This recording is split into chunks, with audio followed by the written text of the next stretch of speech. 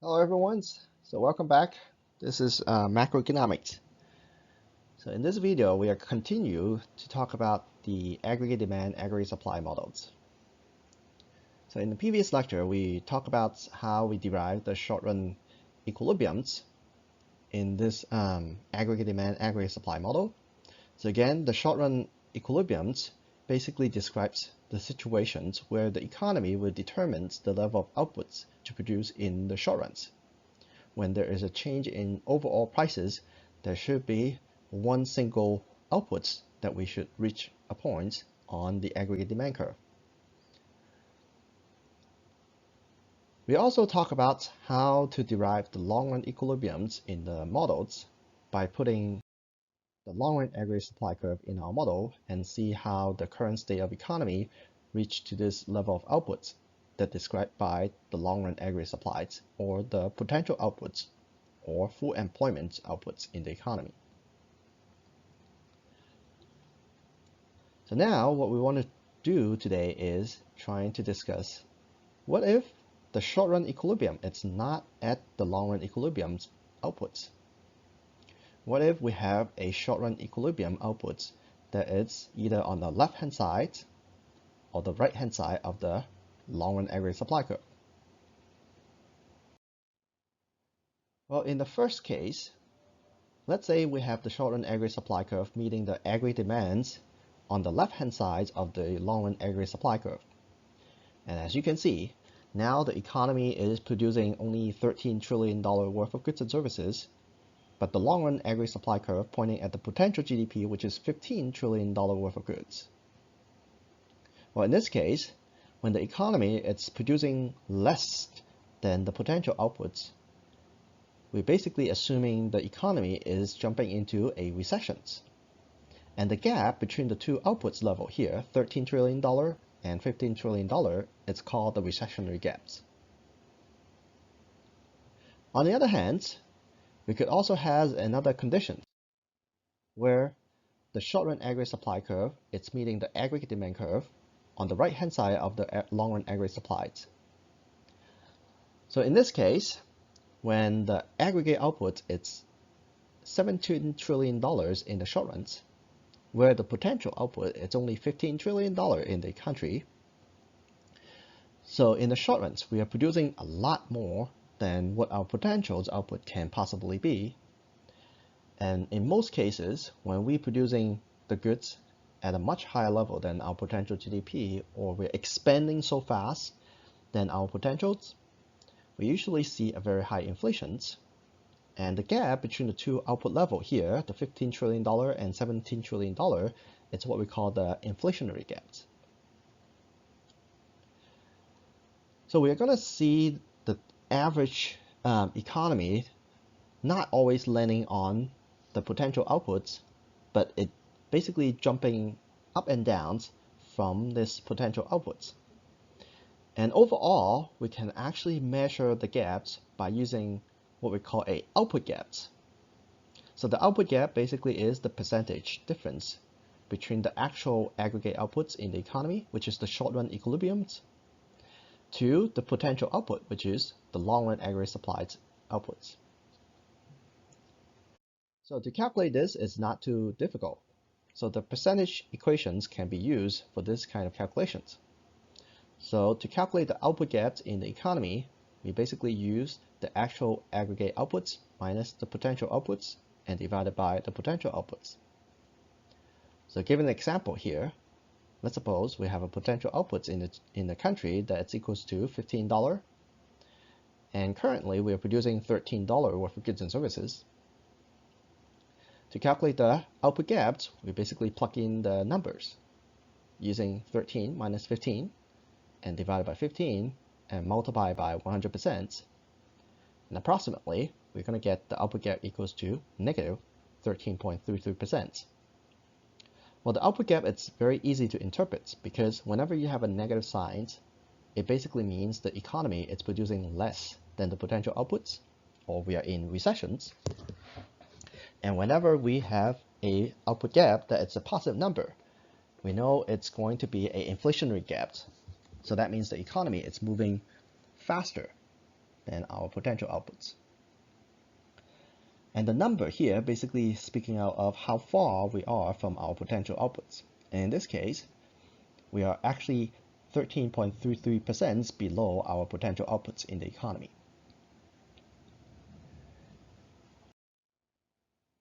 So let's say we would like to study the short-run business cycle now with the ADAS models. We would like to know how the economic shocks will affect the economy or causing recessions or maybe expansions in the economy. So we first put some assumptions into our case so that we can study those shocks a little bit more intuitively. Let's suppose we have no inflation in the economy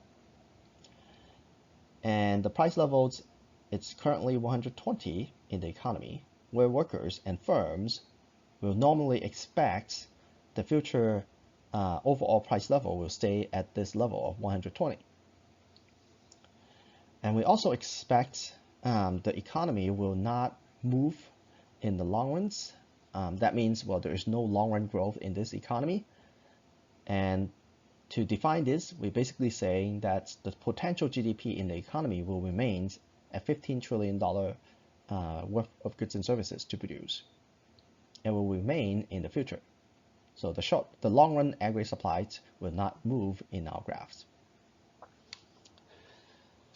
Well, we know this is not a very realistic assumptions, but again, well, it allows us to actually understand the key ideas of shifting the aggregate demand, aggregate supplies in our models with these economic shocks.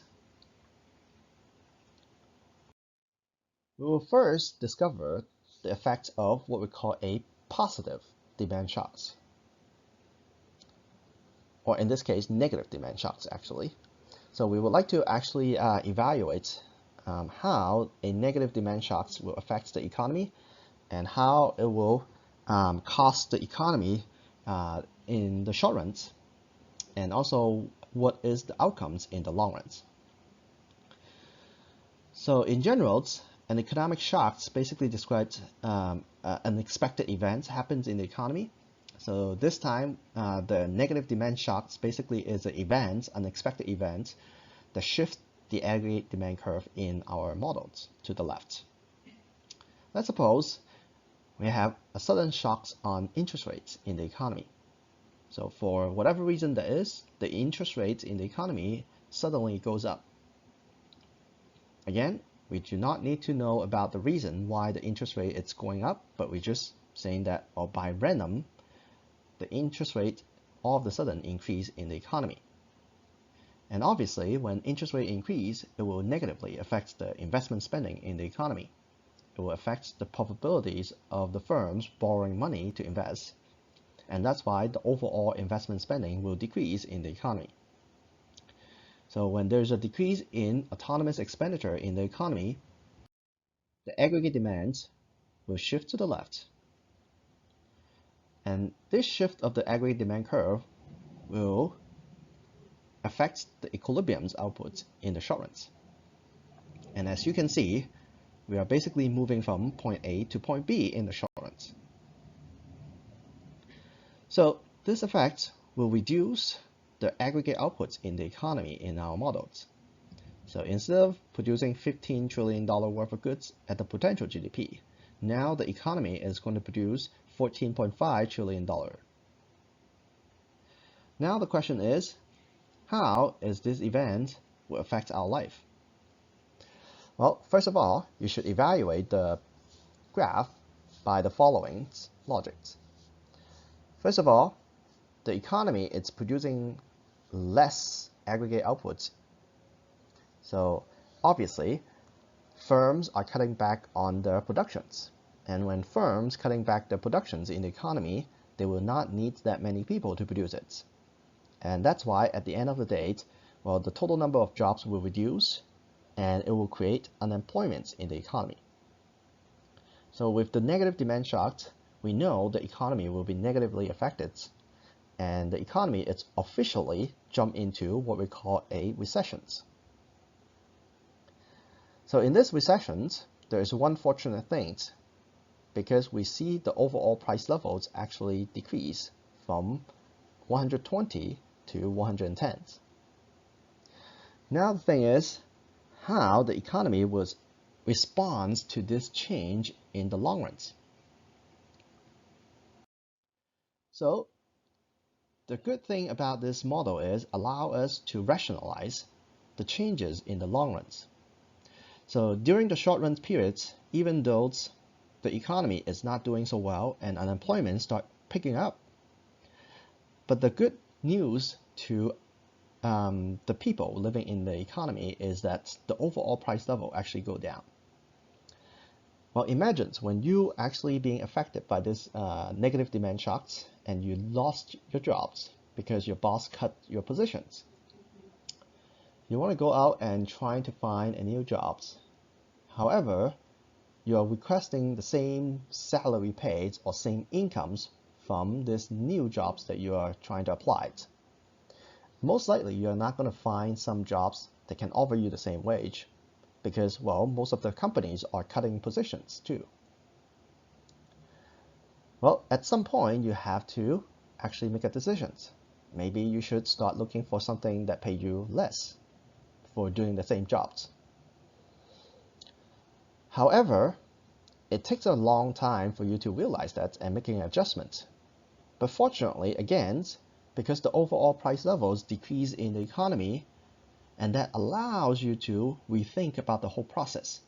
So buying the same dozen of eggs, it's no longer $5 per pack, but it's only $3 per pack.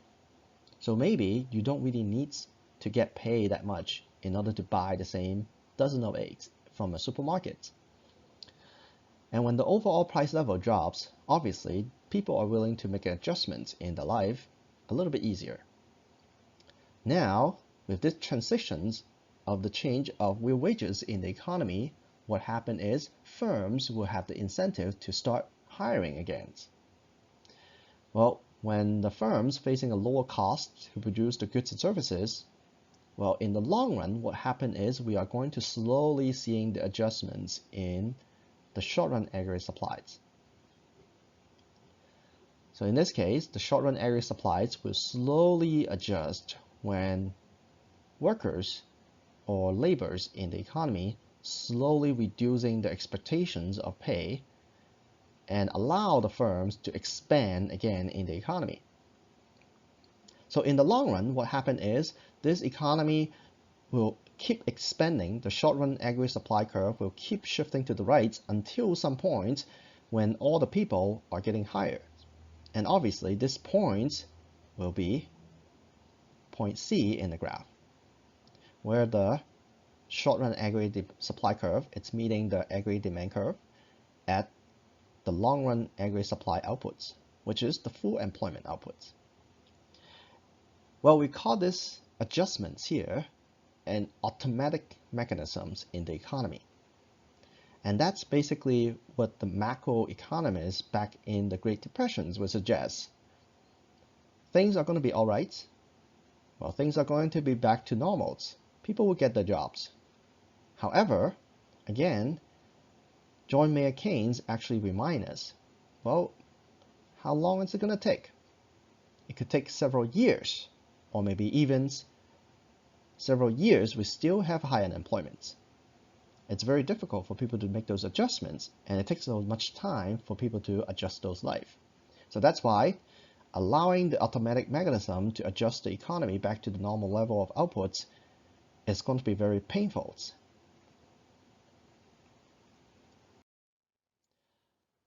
Well, let's take a look at another case.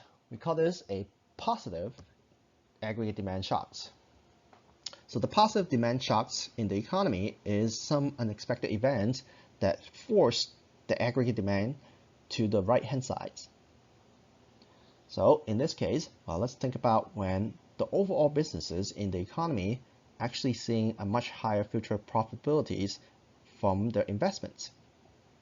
Well, just like a few years ago in the Bay Area, when all the people start realizing, hey, they should start up a company or maybe join the tech industry because it's very profitable and people keep investing into those new businesses.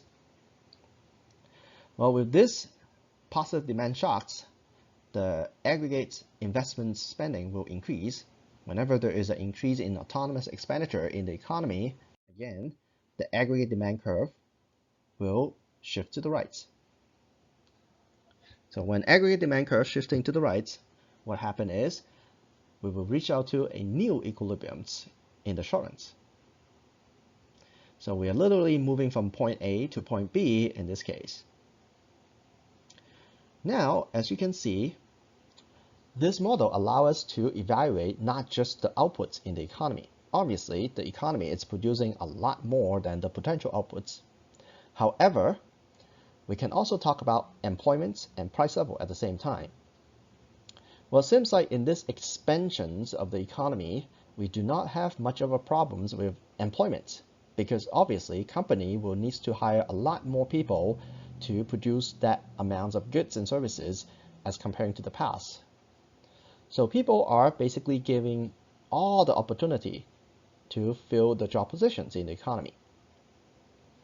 However, the problems that we see in this case with the positive demand shocks is the increase in inflations. Inflation increased so fast that people cannot even keep up with the cost of living. So in this positive demand shocks, employment is not a problem, but inflation is a problem. And we talk about the cost of inflation in the past chapters. Manual costs, also other social costs that we talk about, the shoes leather costs and the trust of the money. So in the short runs, we see the equilibrium shift from point A to point B. Now the question is the economy going to stay at point B for a very long time?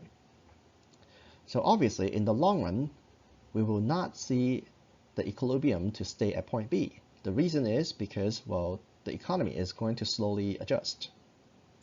And in this case, the rationales of the automatic mechanisms basically describe the following. When the overall price is going up so fast and you're earning just the same wages as before, obviously you will see the pressures. You would like to go back to your boss and ask for a higher wages. Well, during this time period, it's probably the best time for you to make the negotiations. And you know why? Because if you go back to your boss and asking for a 10% increase in wages, and your boss does not agree with you, well, there are plenty of jobs out there that's offering, and you can easily find a higher paying jobs in the economy with no hazards. So in this case, obviously most of the workers will realize the cost of living is so high and they were all requesting the adjustments of pay or wages at one time. And slowly, firms and businesses will have to face a higher cost to pay for the labor. So when firms and businesses facing a higher production cost in the economy because they are paying higher wages to the labor, the short-run aggregate supplies will slowly adjusting in the economy. And this time, the short-run aggregate supply curve will slowly shifting to the left because of a higher cost that the firm pay for the workers. And slowly, the short-run aggregate supply curve will adjust to a point and it will stop. Again, when would the firm seeing the economy to stop adjusting? Well, obviously, it's when the short-run aggregate supply curve, it's meeting the aggregate demand curve, which is the short-run aggregate outputs, that it's equals to the potential GDP, which is point C in the graph. So we're back to the long-run equilibriums, and we just stay there. So again, the rationales here, it's basically telling us, even though with the positive demand shocks, when we're facing a high inflations in the economy, there will still be an automatic mechanism to adjust our life back to the long-run equilibriums outputs. Well, we have one more case to study, and this case probably going to give you a very good idea about why the demand shocks, it's probably not the worst in the histories of in the study of these models. So now we're going to study what we call a negative supply shock.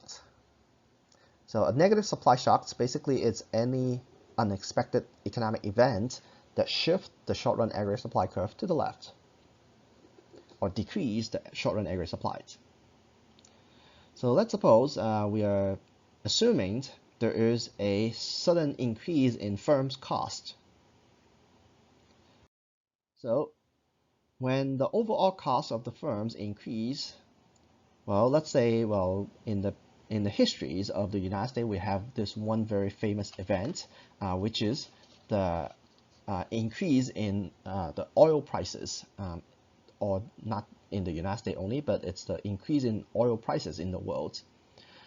So when the overall prices for oils, crude oils increase, obviously it will affect all kinds of production take place in the world, because well, oil is a very essential element in different types of productions. Oils, it makes not only used to run machines, but also there are a lot of things that it's a byproduct of oils, like plastics, right? So most of the plastic parts are basically a byproduct of oils. Paints are basically a byproduct of oils. So you can imagine almost anything that we use in our daily life are basically a byproduct of oil. So when the overall prices of oils increase, obviously the cost of productions in the economy will also increase. So in this case, we basically assume that the aggregate supplies in the short runs being shifted to the left because of this negative supply shocks. We are moving from point A to point B in the short runs. Now you want to evaluate the situation here. So when we're moving from point A to point B, again, it's very clearly how the economy is being affected. So first of all, we are producing less than our potential outputs. So that means unemployment is going to increase. So that's basically damage one. And then we will have the price level go up. So we see a high inflation here from 120 to 130. So a high inflation will drive up the cost of living. So that's damage number two.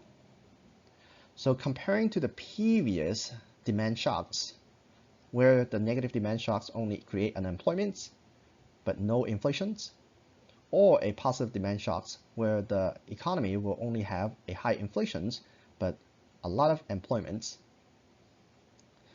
Well, in this case, negative demand shocks will create both damages, which is high unemployment and high inflations. And with the combine of the two, we're given the terms here to describe it. We actually call this a stagflation in the economy. So in a stagflation case, you're going to see the economy to reduce the level of outputs, increase in unemployment, and increase in inflation rates. Well, in this case, what happens if the economy steps into a stagflation and we allow the economy to slowly make an adjustment? How is the economy going to adjust through this difficult time? So again, the overall idea is the firm is facing a much higher cost to produce the final goods and services, so they decided to reduce the aggregate amounts of outputs in the economy. And obviously, the productions in the world, it's not only depending on just one single production outputs. Single production inputs, right? Oils, let's say increase in oil prices, oil is basically just one out of many production inputs. So in order for the firms and businesses to turn things back, well, one way to do it, obviously, it's by the adjustment of wages. If people or workers are willing to make an adjustment and trying to reduce the cost of firms, well, in the long run, there is a possibility where the short-run aggregate supply curve can slowly shifting back to its original place.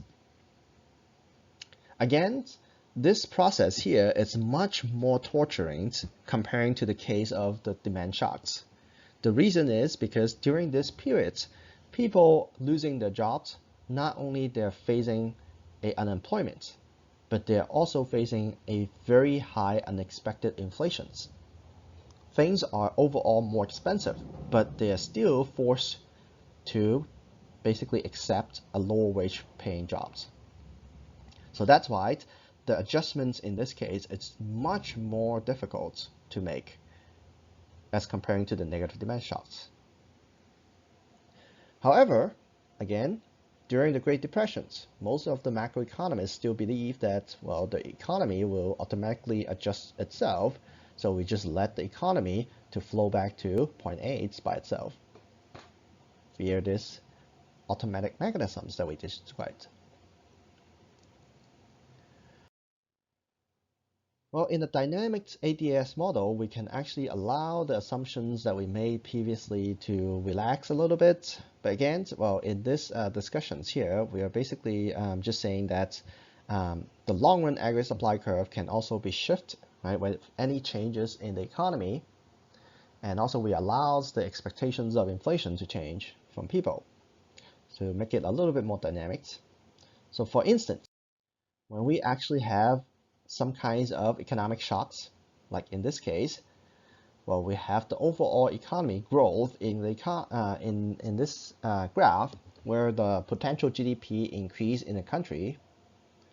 Well, the short-run aggregate supplies will also be increasing in the economy for the same reasons. Remember, the short-run aggregate supply curve and the long-run aggregate supply curve will be affected by the same reason, because any technological improvements will increase the potential GDP and as well as the short-run aggregate supplies productions in the economy. So with that said, you can imagine when the short-run aggregate supplies slowly adjusting, right, because of this increase in potential outputs with the economic growth, you will meet the short-run aggregate outputs where AD1 meeting the short-run aggregate supply 2, SRAS2. And because of this adjustment, it's not pushing the economy far enough into the long-run equilibriums. But with the increase in this aggregate supplies in the economy, people are going to get more wealth in order to produce more and buy more, to consume more in the economy. So with any economic growth, you will also expect the aggregate demands to also shift to the right. Until when? Until both the short-run aggregate supplies meeting the aggregate demands again at the long-run aggregate supply curve. So this is a more dynamic model to talk about the growth of the economy and how the short-run aggregate supplies and aggregate demand adjusting through this growth.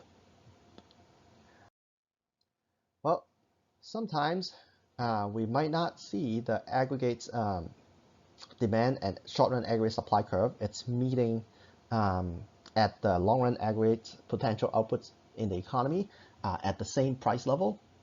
And in most cases, actually, economists study when the economy start expanding or growing, most of the time the aggregate demands, it's moving faster than the short-run aggregate supply curve. And intuitively, what happened is, well, this growth of the economy might actually force a natural increase in inflations. So that's why in the United States, most of the economists usually will promote in order to promote growth in the economy in the long runs, we should always maintain the inflation rate to a very reasonable level. And specifically in the United States, we are promoting inflation rates each year by 2 to 4%. So anything within that range, we basically assume that the economies are growing healthily and sustainably. So in the short runs, obviously, there are a lot of components can be shifting. And in the case of the economic growth, you can imagine when there is a high level of aggregate demand growth comparing to the short runs aggregate supplies in this case,